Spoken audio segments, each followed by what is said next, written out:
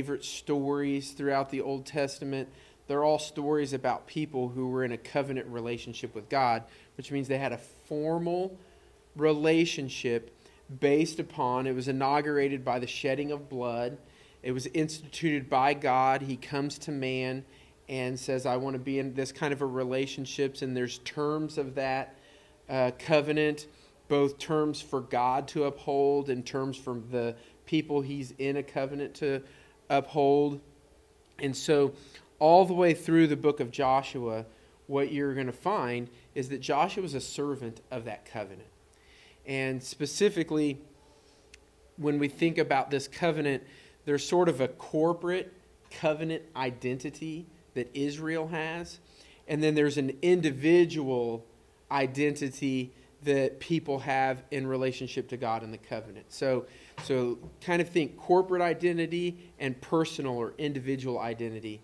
And it all is established by God. The covenant is this foundation, and people see themselves and their nation based upon this foundation of the covenant. And so the story of Joshua isn't just the story of this guy, and it is plucked out and set apart from the rest of the story of the Bible. But rather what you see is the story of God and his key players, Abraham, Isaac, Jacob, Israel, Moses. It's all one story, and Joshua is just the key leader or the key player in that story, in this covenant that God has with Israel. And so the title of this particular book is called Joshua because he's the main guy. He becomes the guy who leads Israel after Moses. The particulars that we're going to focus on as far as this covenant that God has. So there's a couple covenants that God has established prior to Joshua coming on the scene. One is with Abraham, one is with Moses. They're basically one and the same covenants because they're made with the same people and they're relational covenants. But there's the promise of land. There's a great deal of land that God promises in his relationship with Israel that he's going to give to them. He promises that Israel is going to become a great nation on the face of the earth, and that nation is going to be blessed and be a blessing to the rest of the world. Okay, so there's those three basic aspects. Pastorally, and as far as discipleship is concerned, I want us to read Luke 24:27.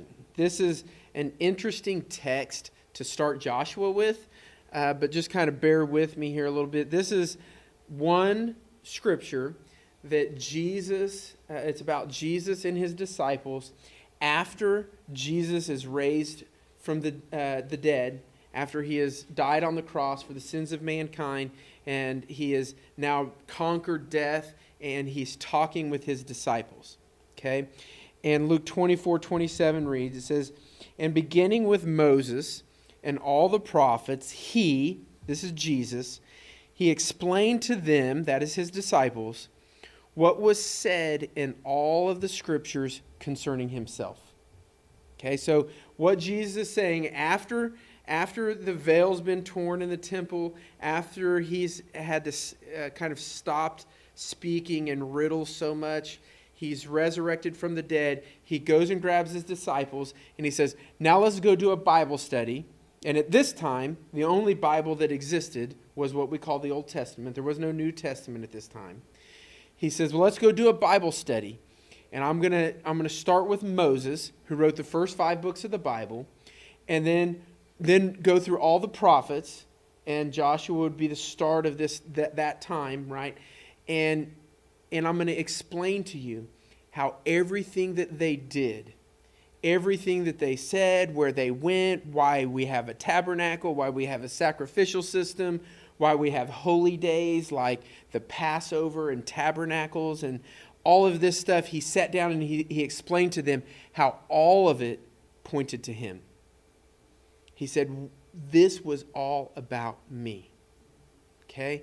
And what I would encourage all of you guys to do is that every single day of your devotions throughout your time in the book of Joshua, is that you don't stop your devotion without asking the question, what would Jesus have said to his disciples about this text concerning himself? What does this tell us about Jesus? How is Jesus revealed in this passage? How can we discern something about the nature of Jesus and his ministry from what I've read and I've interpreted today in the scriptures? And so I put that out in front of you because Jesus, first thing he did after the resurrection was he went and sat down with his disciples and he said, now let me show you how all the scriptures are concerned about me and my ministry. And it would have been an incredible Bible study, right? He sat down with them. They got out the scriptures. They read them, and he explained how all this connected with him, all right? And so even though we're doing a study in the Old Testament, in the Old Covenant, about a servant of that covenant, ultimately, we're doing a study about Jesus and who he was and how he relates to people and all the foreshadowing and the typology and everything that goes along with that. And so, on one hand, we want to make sure, like Cassie said, that we get the context of what's going on with Joshua, what's going on with Israel, what's going on in their covenant relationship with God, and understand the terms and how things are working out. But ultimately, we have to place this lens of Jesus over it and say, Jesus, what does this teach us about you? All right? What does this teach us about your kingdom, your ministry, the gospel of grace, that sort of thing? And so I want to start off this whole study with the right foundation for studying the book of Joshua is Jesus. He is the right foundation for us to stand on and interpret all that happens in the book of Joshua through that lens. So I'm going to read these two or these 10 scriptures. It's Joshua 3, 7 through 13. I'm going to pray real quick before we do. I feel like praying, so please join me. Father, just right now, here at the death of myself, I pray that you would live. Holy Ghost, I confess that I can teach people in my own power. I can say some things that might interest them or entertain them till they get up from their seats. But if there's any real change in anybody's life today, it's going to be because of you, Holy Spirit.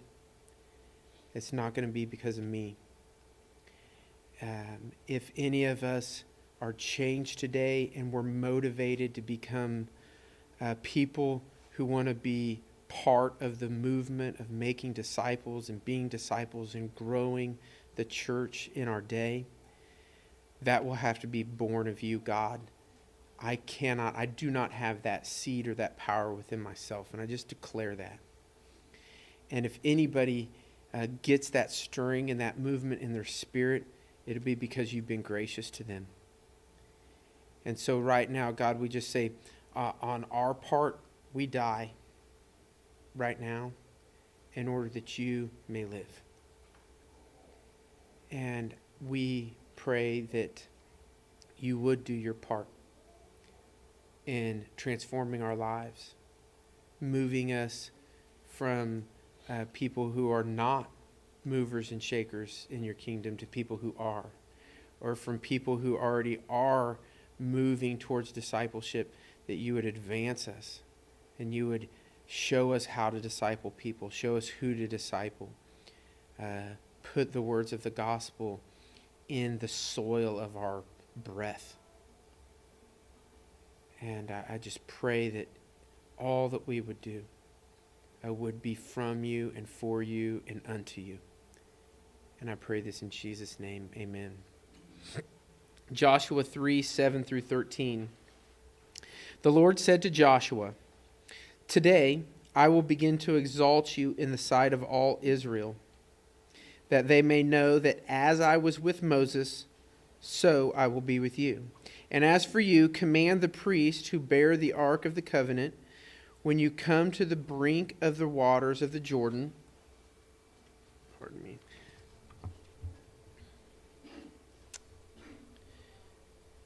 you shall stand in the Jordan. And Joshua said to the people of Israel, come here and listen to the words of the Lord your God. And Joshua said, here is how you shall know that the living God is among you, and that he will without fail drive out from before you the Canaanites, the Hittites, the Hivites, the Perizzites, the Girgashites, the Amorites, the Jebusites, and the Chigrebites. You can scratch that last one.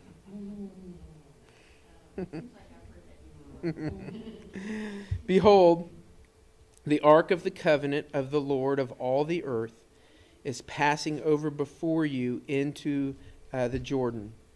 Now therefore take 12 men from the tribes of Israel, from each tribe a man, and when the soles of the feet of the priests bearing the ark of the Lord of all the earth, shall rest in the waters of the Jordan shall be cut off from flowing, and the waters coming down from above shall stand in one heap.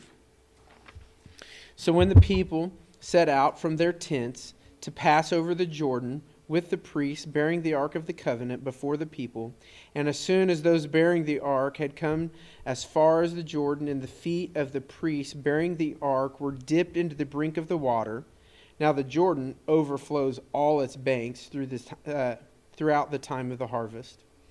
The waters coming down from above stood and rose up in a heap very far away, at Adam, the city that is beside Zarethan, and those flowing down toward the sea of Arabah, the salt sea, were completely cut off.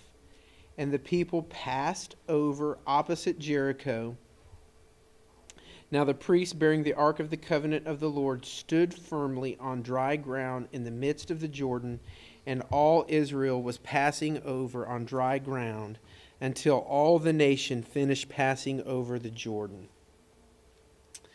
So we need to get into a little bit of the backstory for that text prior to reading it and interpreting it rightly.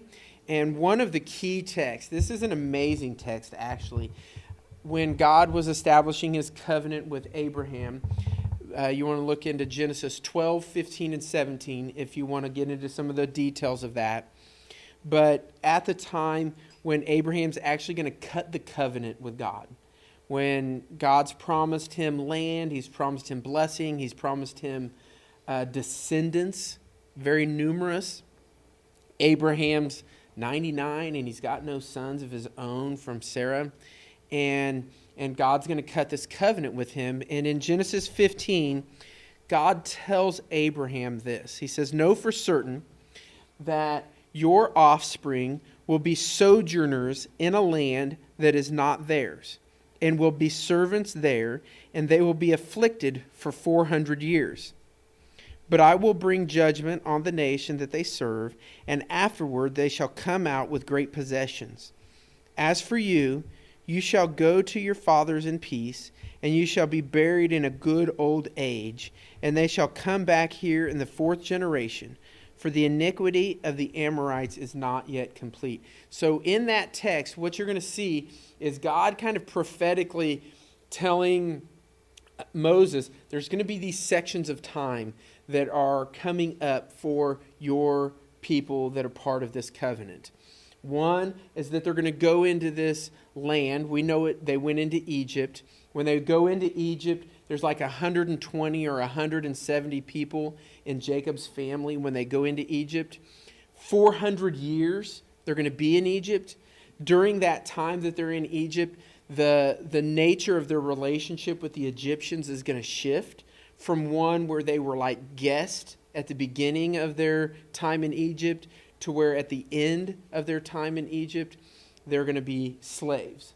It's going to be marked, their time in Egypt is going to be remembered by two things, by bitterness and affliction. Okay? And God says he's going to bring judgment on them, and that there's this period of time where the Amorites, he says the iniquity of the Amorites is not yet complete. And the Amorites are the people who kind of become the poster child for all the inhabitants of the land of Canaan. And so God's saying, you're in covenant with me, and the land I'm going to give you, I'm still going to give it to you, but you're going to go into Egypt for 400 years. And during that time, this iniquity within the land of the Amorites is going to become complete. And so there's almost like this time of incubation for the iniquity for the Amorites and the judgment that God's going to bring upon them. Are you raising your hand? Okay. Iniquity. Okay. Iniquity, that's a good question, I think. Iniquity basically means depravity and sinfulness. It would be marked specifically by idolatry, by the worship and service of any god other than Yahweh, the God of the Bible. So even failure to recognize the God of the Bible would be iniquity. Okay? God calls, because He's created us, He's called us to worship Him with everything that we have. And so in any way that we live our lives, or our lives is not marked by worship of God, it's considered iniquity. Okay? And so God's saying, look, their iniquity isn't quite complete. They have sin in the land of Canaan, the land of the Amorites. They have sin, but it hasn't grown to the point where I'm ready to pronounce judgment on them and replace them with my covenant people, Israel. Okay? So that's in this Genesis 15 text. Now, as far as Joshua's concerned, one of the things we need to know is the backstory on Joshua. Okay? Joshua doesn't just show up at the beginning of the book of Joshua, chapter 1, verse 1. Okay? Joshua has been a key player in Israel and for the Israelites for many, many years. By the time he goes in, the book of Joshua starts, he's like 85 years old. All right? Now, if we look at the timeline for Joshua, what you're going to find is that Joshua was actually born and lived under slavery in Egypt for the first 40 years of his life. So he understood what it was like to be a slave. All right? One of the really kind of neat passages around that time for the people of Israel is that God, when He sent Moses to Egypt, He said, I've heard the cries of my people. They have cried to me that I would deliver them from the hands of Egypt, from the oppression, the affliction, and the bitterness of the hand of Egypt. And so God sends Moses to them, but what we can know for certain is that the cries for deliverance, one of the voices in that chorus would have been Joshua's. Joshua was a 40-year-old man who understood God has promised us a land. He's promised us blessing. And we are under the heavy hand of Pharaoh. God deliver us. God deliver us. So certainly those cries would have been rising up from Joshua himself. Okay, and so when Moses comes on the scene and there's these plagues in Egypt and God delivers Israel from the oppression in Egypt, and they walk through the Red Sea on dry ground where the columns of water stand up on either side, Joshua walked through that. He was one of those guys. He saw God moving and he went with Moses. He becomes basically the leader of Moses' armies. So if you've heard the story about Israel and their battle with Amalek and how Moses had to stand with his arms up. And when his arms were up, Israel would prevail against Amalek and they would begin to win and gain victory over him. But when Moses' arms would fall, Israel would start to lose, and Amalek would get the upper hand. Well, while this is going on with Moses, when his hands are up, Joshua's the one who's advancing. He's the guy on the battlefield. He's leading God's armies from Israel in this battle. When his arms fall, Joshua's the one that's like, oh my goodness, they're prevailing against us. Okay? So Joshua's right there, and he's with them at this time. One of the very kind of maybe the most revealing bits of information about Joshua is that right after God delivers Israel from bondage in Egypt, and Moses is their leader, Moses sends 12 men, one man from each tribe, and he sends them into the promised land that God had promised them to spy out the land. Okay, this is, I think it's recorded in like Numbers 13 and 14. This is a really neat story. And these 12 guys go over and they spy out the land. And there's giants living in the land. But there's also abundant fruit and produce. And the land is very fertile. And for an agrarian society, it's like a gold mine. Right? It's like an awesome bit of land. But 10 of these spies come back. And they're covered with fear. And they're like, there's giants there. God's brought us here to destroy us. He delivered us from Egypt just to destroy us in the promised land. And fear falls on all the people of Israel.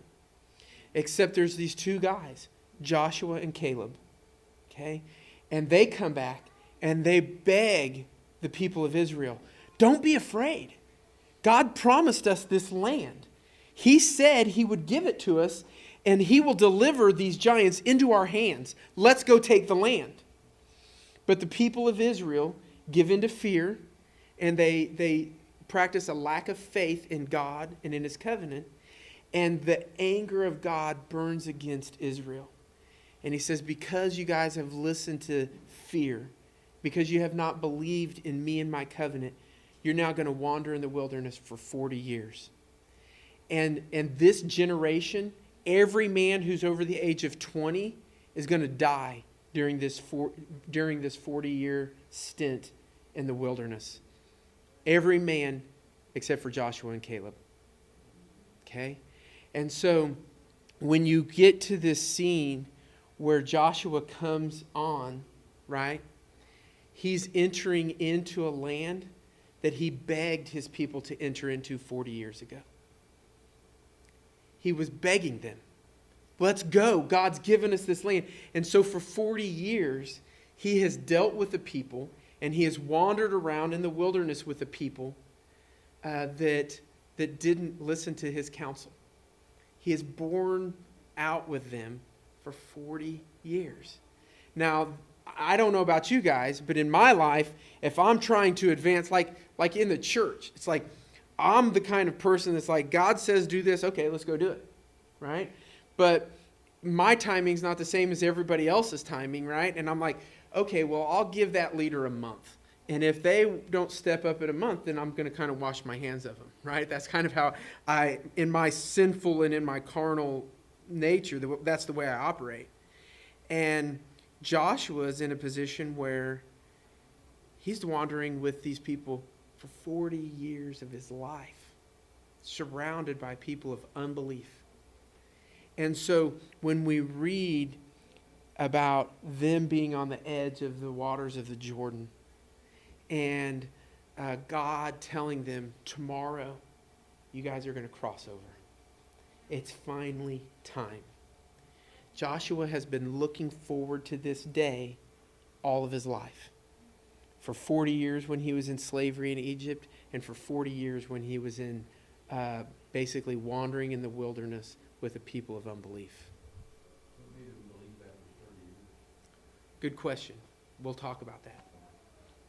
This is what this looks like on a timeline. So if you're a visual, if you're kind of like, I need to see the visual, this is what it looks like. So you have Abraham and this covenant where there's this nation, this blessed. They're blessed. They have land. It's a covenant of faith, which is really awesome. But then you have this 400 years in Egypt. Moses and the Exodus happens at the beginning of the 40 years in the wilderness. Joshua begins the conquest of Canaan. Okay, in one of the introductions I read, he conquers 6 nations and 31 kings. So when we talk about the conquest of Canaan, in this God gave the land of Canaan by covenant to Israel, Joshua's primary ministry is the guy who goes and accepts the covenant of God in the taking of the land. He is the guy, and actually you're going to find out in this first week in your journals, in the first week of Joshua, God actually says, you're going to be the cause of my people entering into the land and into this part of the covenant. You are going to be the cause of that. Just an incredible statement. So here's what that looks like. And then Joshua's involvement, where he comes in towards the end of the 400 years of Egypt, early on, the spying at the Canaan, the Numbers 13 and 14 passage. And then by the time you open up the book of Joshua, you're going to find that he's nearly 80 years old. And he's been looking forward to this moment. And the anticipation has been growing for all of his life. Okay? Now, for me, if I have a vacation planned and it's like 2 or 3 months out, I'm really looking forward to it. It's like that day. And then for me, like as a pastor, I'm on every Sunday. So sort of like for me, if vacation is next week, as soon as I get done preaching and delivering a message on Sunday, part of me moving into that time is like Sunday's done. Okay, even though I'm not on vacation, I'm already kind of on vacation. But I look forward to it for months in advance, right? And I think all of us do. For people who are still in high school, okay, you're looking at graduation day, right? I finally get out of high school, right? High school's like this yoke of bondage and slavery that God has put around my neck, and I have to deal with high school. And then for like Chris, he's like, junior high is just for kids, man. I can't wait to get in high school. And these last few months of dealing with junior high is like hell on earth, and I can't manage it anymore, right? And so we think about it and we set these goals. And people who are in college, right? Tay entered the nursing program. 62 weeks of class left. How about that, right? So she is anticipating graduation, right? It's this time, 62 weeks. But could you imagine, right? Not knowing the date, but just having the promise. God's promise is that the land is going to be theirs. That they are going to be blessed and be a blessing. No date, but there's a promise. Okay? Joshua has held on to that his whole entire life. He has slain men in battle. He's walked through the Red Sea.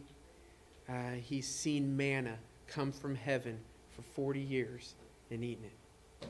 All the time dreaming, right? When he went and spied out the land in Canaan, he's seen the grapes.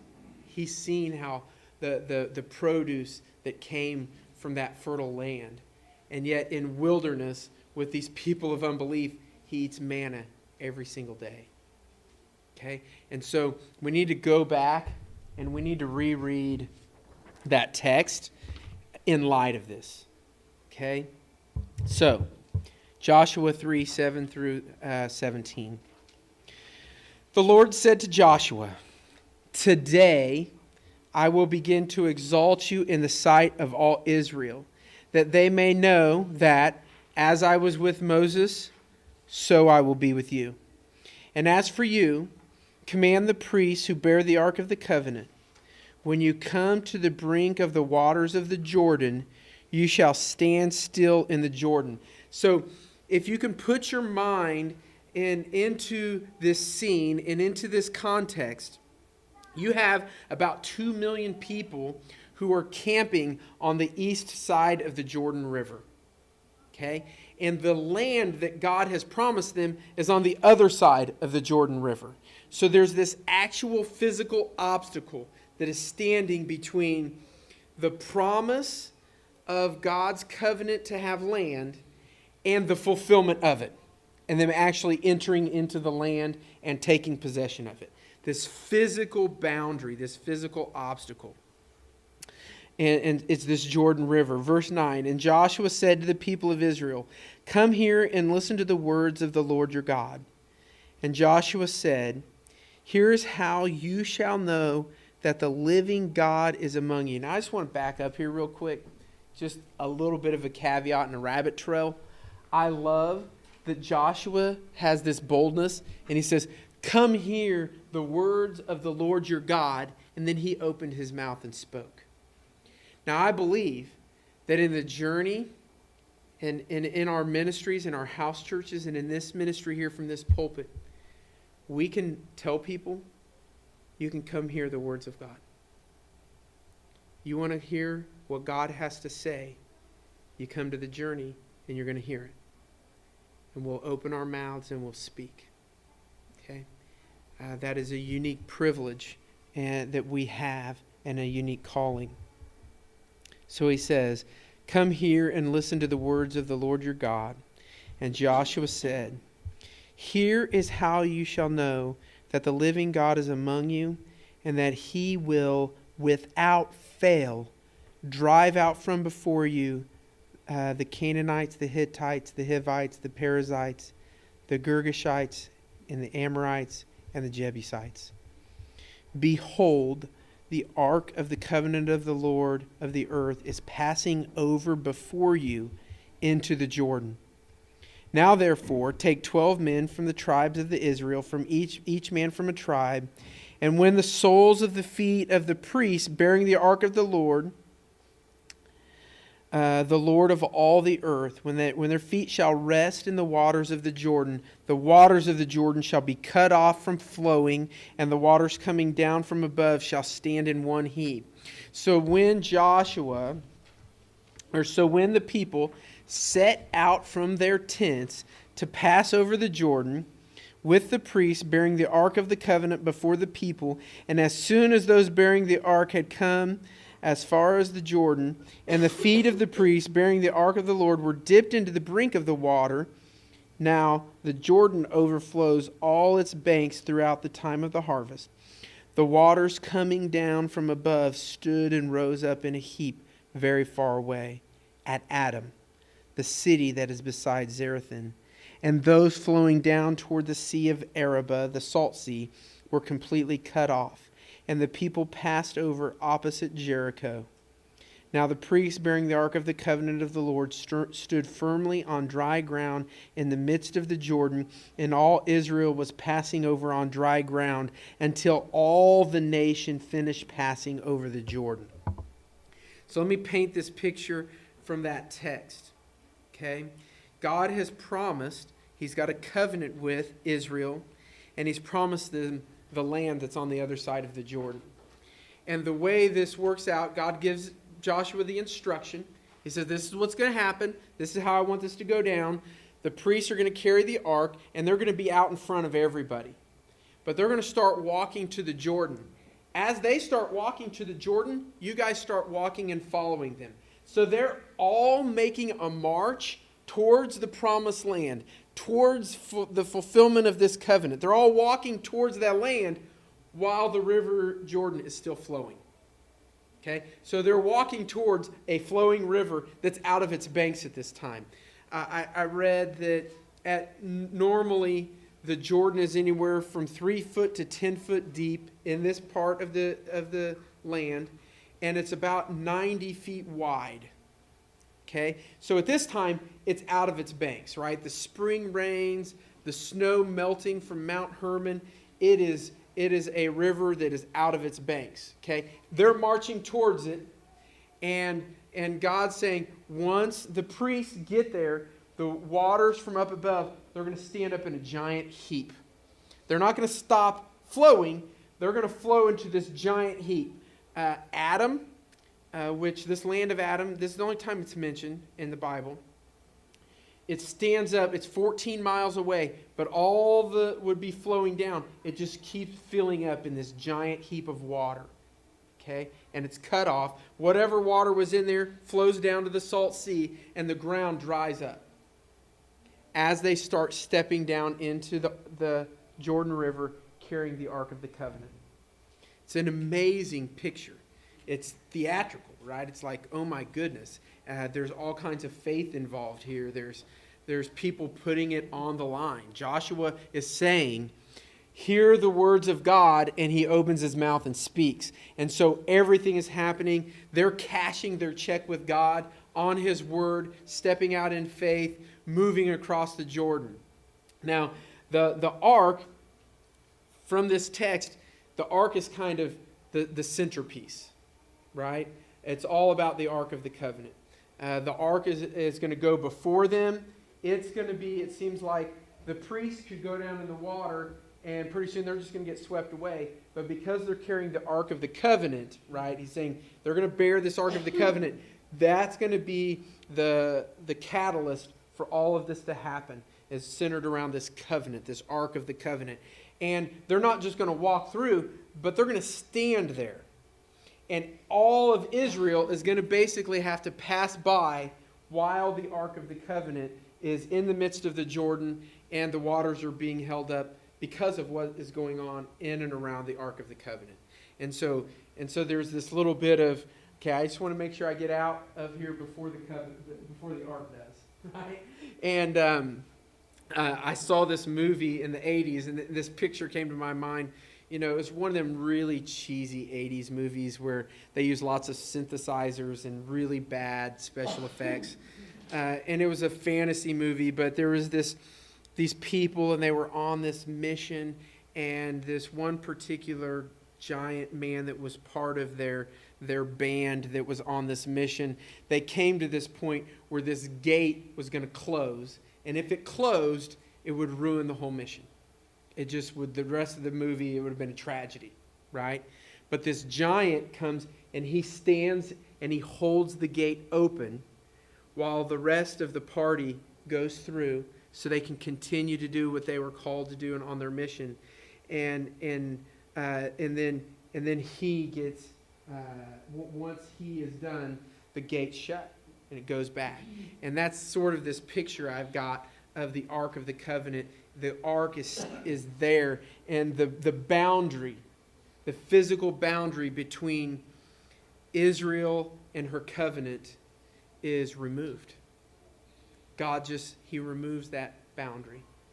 And I think about Joshua at this time, knowing that this is going to happen, and how much this would just energize and be like, oh my goodness, it's finally here. This is what we're doing. We're walking in to take the land that God promised us, that I've been dreaming about for 80 years of my life. It's a wonderful, wonderful picture. But what we want to do is, for our purposes, we want to kind of press into this Ark of the Covenant. There are 7 times in these 10 verses that the Ark is mentioned, right?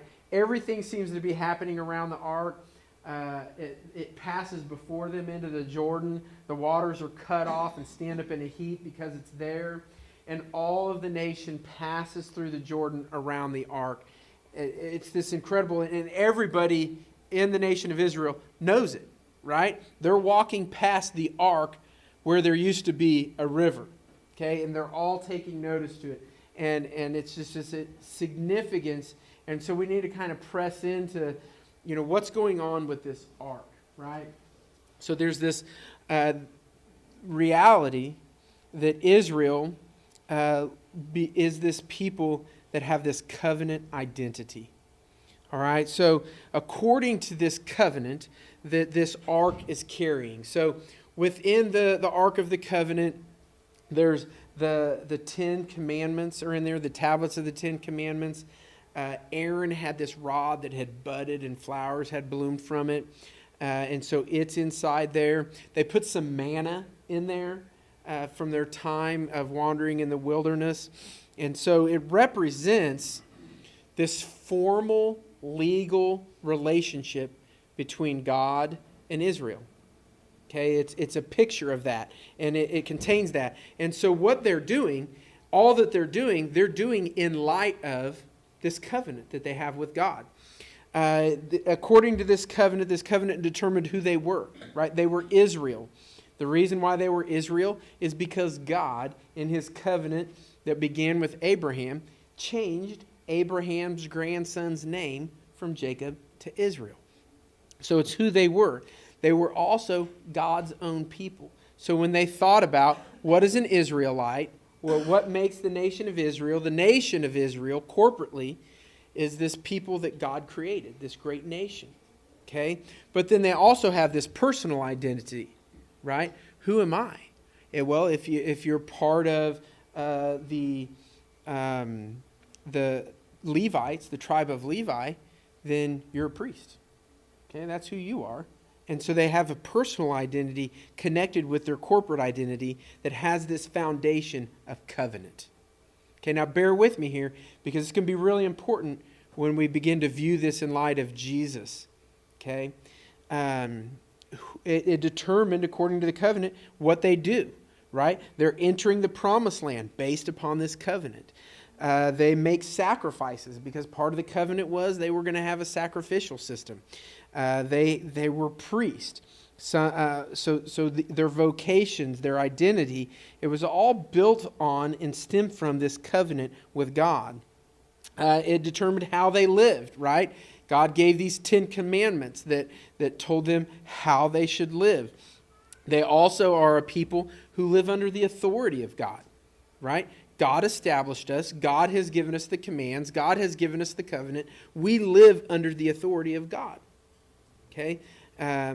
So practically speaking, it was like their constitution, this covenant. But instead of it being a constitution, it was a covenant. It was a relationship between God and his people. And to this very day, Israel is a people with a covenant identity. Okay? If an Israelite is rightly thinking, if a Jew is rightly thinking about who they are, they know that the foundations of their life are bound up in a covenant between men and God. Okay? So everything that they should be thinking about in their lives, their identity, what they do, how they do it, all has this foundation of the covenant with God. Now, here's part of the problem that we run into, is that as you read, even in Moses' writings, and as you're going to read in Joshua, is that there's real big problems, because God has basically said, look, I'm going to do all of this for you. Your job is to obey. Right? That dang 4-letter word. O-B-E-Y. Right? Obey. It's the 4-letter word for the Jews in the Old Testament. I have to obey? What? I can't do that, right? And so there's going to be problems with this covenant all the way through the Old Testament. Okay? This covenant is marked by being fleshly. It's the circumcision, the covenant of circumcision, is actually a mark in the flesh. It deals with the outside appearances. It deals with nations and lands and territories and physical types of things. But this covenant, this relationship between God and his people, there's a huge breakdown, because the hearts of the people aren't in it. They try to obey, they try to make themselves obey, but their hearts are just bad. And they just rebel over and over and over throughout all of the Old Testament during this whole time of covenant, right? And so it's this exterior covenant. And even before the end of the Old Testament, God is already establishing, hey, I'm going to make a new covenant. But the new covenant that I'm going to make with people, the new identity that I'm going to offer for people, instead of writing it on tablets of stone, I'm going to write it on people's hearts. Okay? So that when I'm relating to them and I have a relationship with them, it's not going to be this formality, right? We all have those kinds of relationships that are formalities, right? Student, teacher, sometimes it's within your family. It's like, well, it's not true for me, but I go to my mother-in-law's house because it's a formality, right? My heart's not in this. I really don't want to be there, but I'm going to go do it because it's a formality. Right? That's kind of that Old Testament way of God's people relating to him. Well, he's blessed us and made us a nation. He's given us this land, and so I'll kind of tip my hat to him. It's a formality. I'll say the things I'm supposed to say. I'll go to church. I'll make the sacrifices. I'll recite the prayers. Okay? But my heart, you're not getting. Okay? And before the end of the Old Testament, God is saying, look, I despise all your sacrifices. They don't mean anything to me because your heart's not in it. Okay? And so in Jeremiah 31 through 34, again, this is during the time of the Old Covenant, God is prophetically speaking about a new covenant, a new way of relating to Him that's going to be foundational. It's going to determine how you think about yourself, how you think about your neighbors. It's going to determine a corporate identity. It's going to determine a personal identity. And it's going to be the foundation for your life. Okay? And so this is how Jeremiah 31, starting in verse 31, reads. This is the word of the Lord, God speaking. Behold, the days are coming, declares the Lord, when I will make a new covenant with the house of Israel and the house of Judah.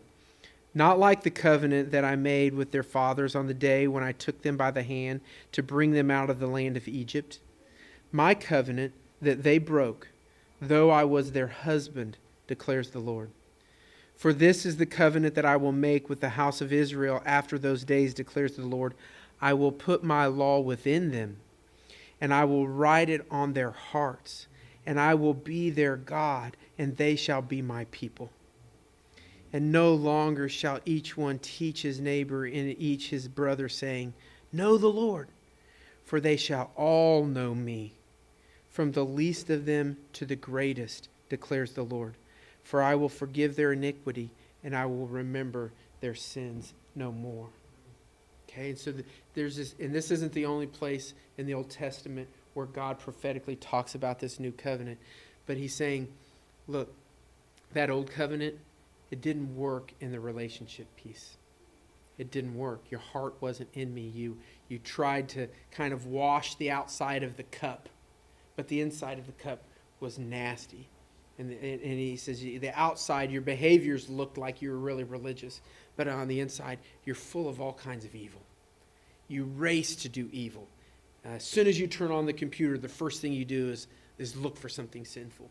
The first time you meet with somebody and you hear about their life, you're condemning them, and everything within you is set on evil and bent on evil and evil inside. And God's saying, that's not the kind of relationship I want to have with people. I want to have the kind of relationship that springs forth from within them, where my laws are a joy to them, and they want to rush into my presence all the time. Okay?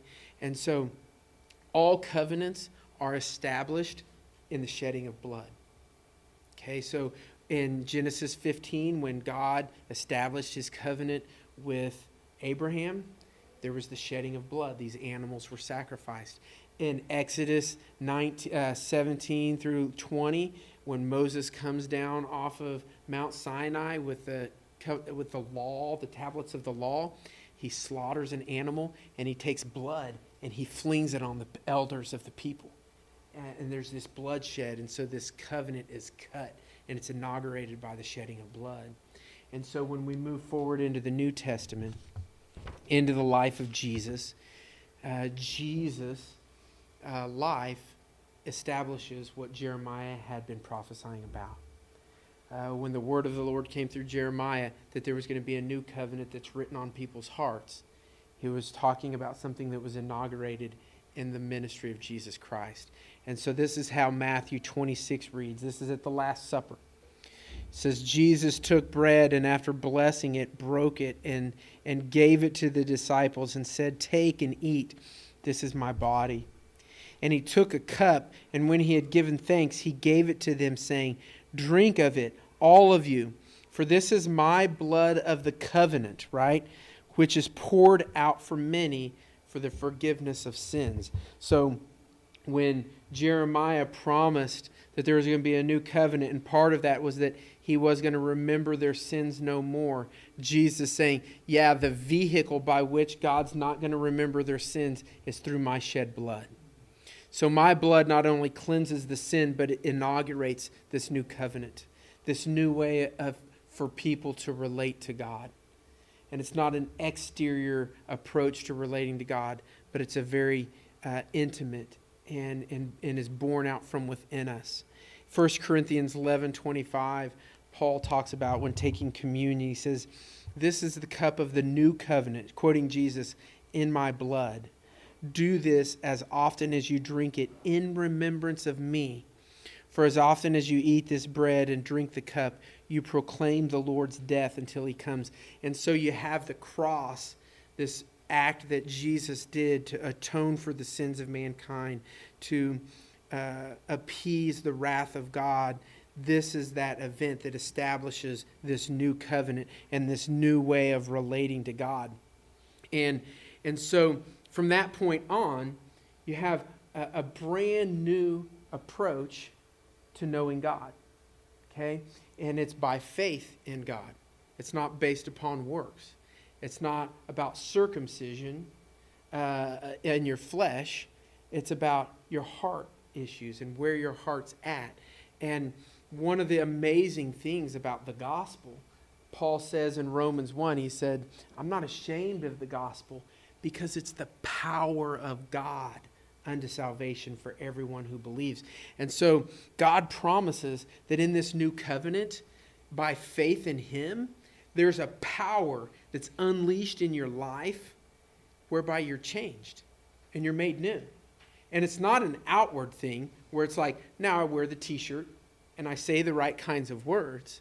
But it's like, no, I'm changed. I'm renewed from the inside out. I've been born again. Okay, and God says that's the power of God in the gospel of this new covenant.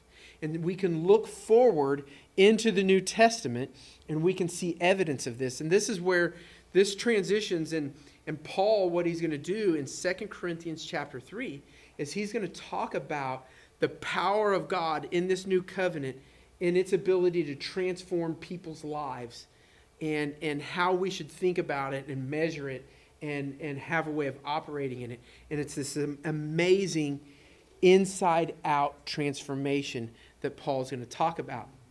And so we're just going to get into this. Okay? 2 Corinthians chapter 3, Paul is writing to them, and he says, "Are we beginning to praise ourselves again? Are we like others who need to bring you letters of recommendation, or who ask you to write such letters on their behalf?" So what's going on is there's some conflict about Paul's ministry and whether it's authoritative, whether it's legit, whether it's from God or not. Okay? And people are questioning it. They're saying, "I'm not so sure this whole gospel, this whole new covenant thing is legit."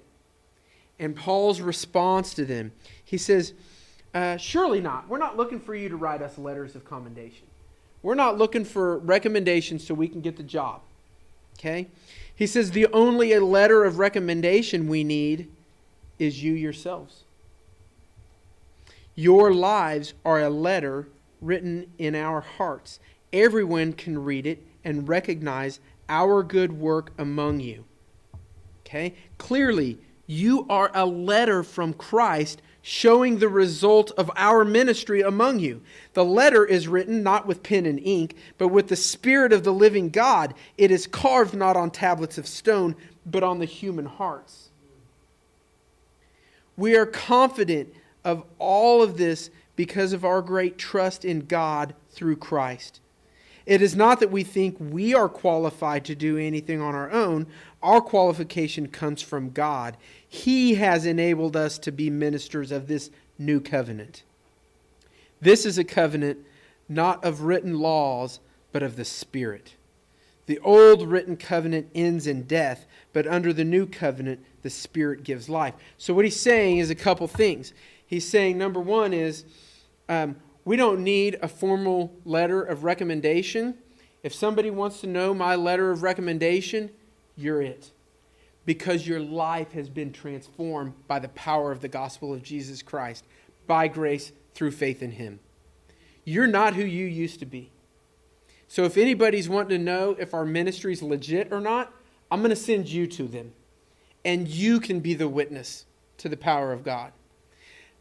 Mike and I went and met with this little church a year and a half or two ago. your friend who does the music.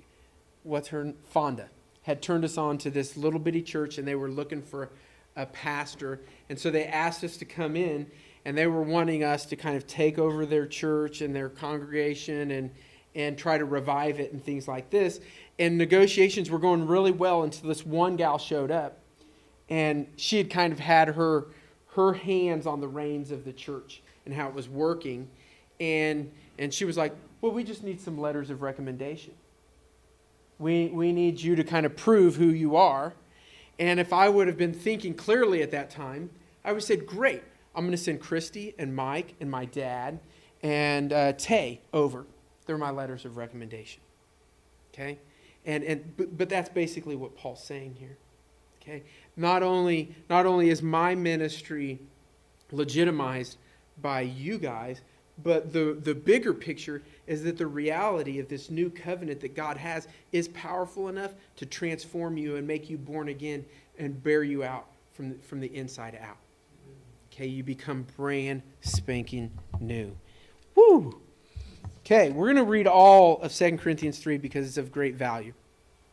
The old way, okay, that old covenant that was in that ark, okay, that they built their identity on, with laws etched in stones, it led to death. Though it began, this is verse 7, 2 Corinthians 3:7. It led to death, though it began with such glory that the people of Israel could not bear to look at Moses' face, for his face shone with glory of God, even though the brightness was already fading away. So he's referring to this time when Moses comes down from Mount Sinai carrying the 10 Commandments.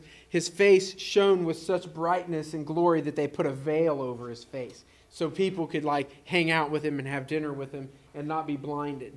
But what happened was that glory from that law started to fade away.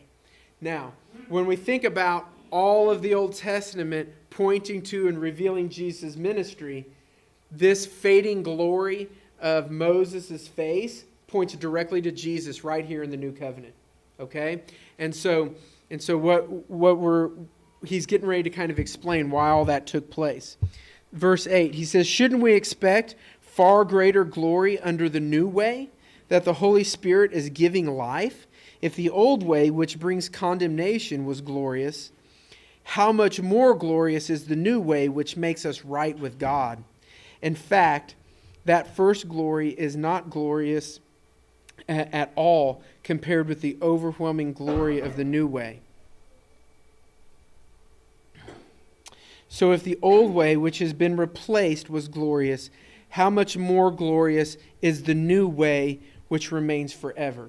Now, he's doing a lot of work around glory and glorious, but what's going to happen here is he's basically going to say, you've entered into this new covenant with God that has eternal glory.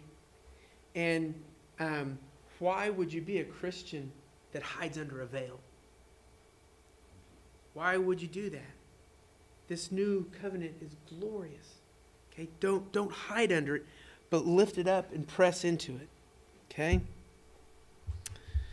The last section in this chapter. Since this new way gives us such confidence, we can be very bold. We're not like Moses, who put a veil over his face so the people of Israel would not see the glory, even though it was destined to fade away.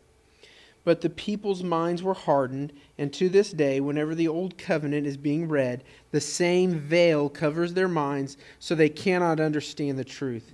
And this veil can be removed only by believing in Christ. Yes, even today, when they read Moses' writings, their hearts are covered with that veil, and they do not understand. Okay? But whenever someone turns to the Lord, the veil is taken away. For the Lord is the Spirit, and where the Spirit of the Lord is, there is freedom. So all of us who have had the veil removed can see and reflect the glory of the Lord, and the Lord, who is the Spirit, makes us more and more like Him as we are changed into His glorious image. So what he's saying is, in fact, that the evidence that you are participating in this new covenant, the evidence that you are born again by the power of God through faith in Him, you can see it in the mirror. So that when you look at yourself in the mirror, and he's using that as an analogy, is to examine your life. The proof for yourself is that you can say, I'm not who I once was. I am new. I am brand new. I'm alive to God. And there's no more veil, right? I am transformed and made new. I am born again. I can see my reflection. I'm reflecting this wonderful glory of God, being transformed in His likeness. Now, some people will hear that and be like, oh crap, I'm not sure I'm new. Some people hear it and they're like, amen, I've done it and I know I'm new. Okay? And so we have some work to do kind of evangelically around this in the conclusions for the sermon today. And what I'm just going to say is just offer a definition of Christian that I had never heard before, that I came up with, was that a Christian is one in a covenant relationship with God through faith in the shed blood of Jesus for the forgiveness of sin. Okay, so very real, in a very real way, this is how Paul looked at his ministry. I'm a minister of the new covenant. I'm a minister of the new covenant that was inaugurated by the shed blood of Jesus Christ for the forgiveness of sin, which has the power to transform people from the inside out. And the way you can know that my ministry is legit is by looking in the mirror yourself. You are the legitimacy of the gospel. And so that's a definition of Christian that I think is very viable and legitimate. And when we look back into God's relationship with Israel and how they operated based upon their covenant with Him, right? They were where they were at because of their covenant with God. They practiced the things they practiced because of their covenant with God. They called themselves Israel because of their covenant with God. They circumcised their children, their sons, because of the covenant with God. Everything they did and everything in their lives had this foundation of covenant relationship with God. They stood on it and they looked at their lives based upon that. Okay? It should be no different, and I believe it should be even to a greater extent in the new covenant for people who call themselves Christians. Because in the new covenant, we say, in order to enter it, I died on the cross of Jesus Christ. I no longer live, but Christ lives in me. And the life I now live, I live by faith in the Son of God who died for me and set me free. Okay? And so it gets to where, no, everything I do, how I think about myself, how I think about Christian or Christianity corporately, how I think about myself individually, how I think about the church, how I think about money, how I think about my relationships. Okay? It's all built on and established in the covenant that Jesus Christ made 2,000 years ago and inaugurated on the cross. And Paul says, this should be for everybody. This is how everybody should view their lives in light of this covenant. The second thing I put on here is that I'm a letter from God to blank. Just fill in the blank. Okay? When I look in the mirror, I see His relationship with me has changed my heart and made me new. So there's two parts of that one. The first part is, have you ever thought about yourself in light of 2 Corinthians chapter 3, where Paul says, you are my letter of recommendation? Have you ever thought about your life and said, where I go today, I am a written letter. God wrote His letter of His covenant of forgiveness of sin on my heart, and I am the letter to whoever I'm going to today. and they're going to read the letter from God to them based upon me. That's what Paul's saying. That's how he's saying you should think about your days and the people you're in relationship with, is you're a letter from God to them. And that's a really helpful way, useful way of sifting through all the different things you could do in a relationship with somebody. Right? It's like, oh no, there is something God has already told me, and I'm going to adopt it. And when I go into this relationship, that's how I'm going to operate. Is that at the end of my correspondence with them, they're going to be like, I read you, and you are legit. You're from God. Okay? He's changed you. He's made you new. The power of God is evident in your life. Okay? And that's that second part, is that I've been made new. The last one is that we are ministers of the new covenant. So when you think about any ministry, when you think about any church, you can think, if it's a legitimate New Testament church, bride of Christ, their primary ministry is the covenant of Jesus Christ. The salvation by grace through faith in the shed blood of Jesus Christ, his finished work. Every legitimate church is a minister of that new covenant. They're servants of the new covenant. Like Paul said, he said, we are servants of the new covenant. I like if you get into Paul's language there, but we're not qualified, right?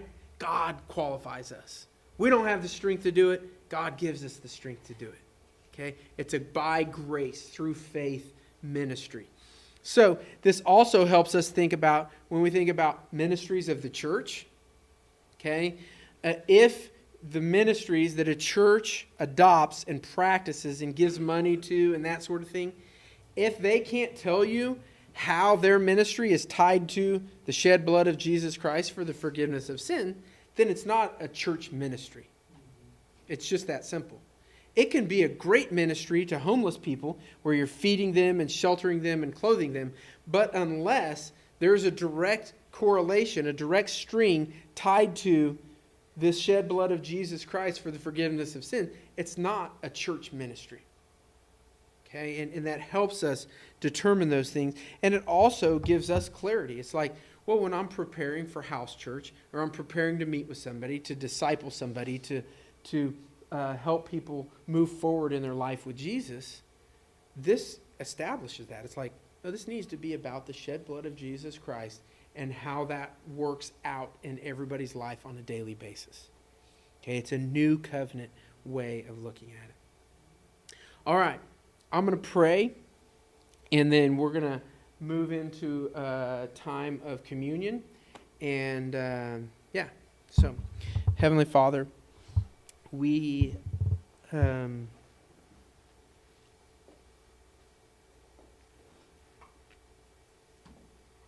oh Lord, I just pray that Holy Ghost, that you would do your work among us.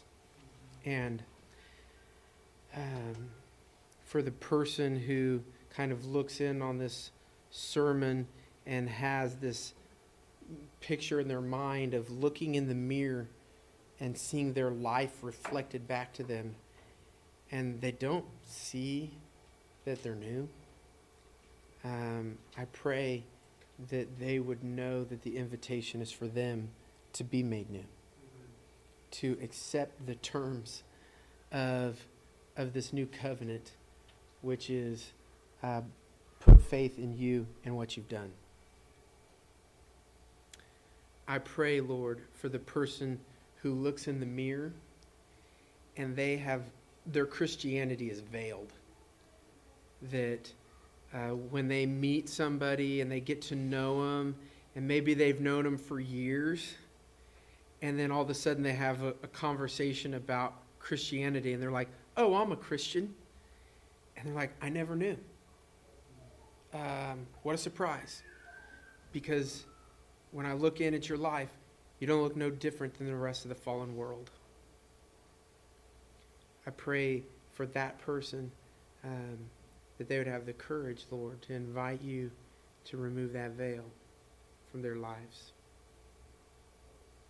And that no matter how much time they have in their life, whether they're 13 or whether they're 74, and everything in between, that the rest of their lives, Lord, they would resist the temptation to veil their Christianity, and that every day would be like an acknowledgement that Satan wants me to veil this, but I just can't because it's too glorious.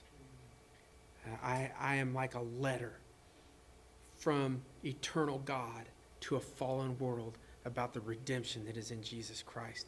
God, I pray that we would be bold letters. I pray that you would send us to everybody. I pray that you would send us to one person. I pray that if there's somebody here right now who knows that they need to go maybe repent about the kind of letter that they've been, that they would. Lord, there's not one of us that has been perfect in that.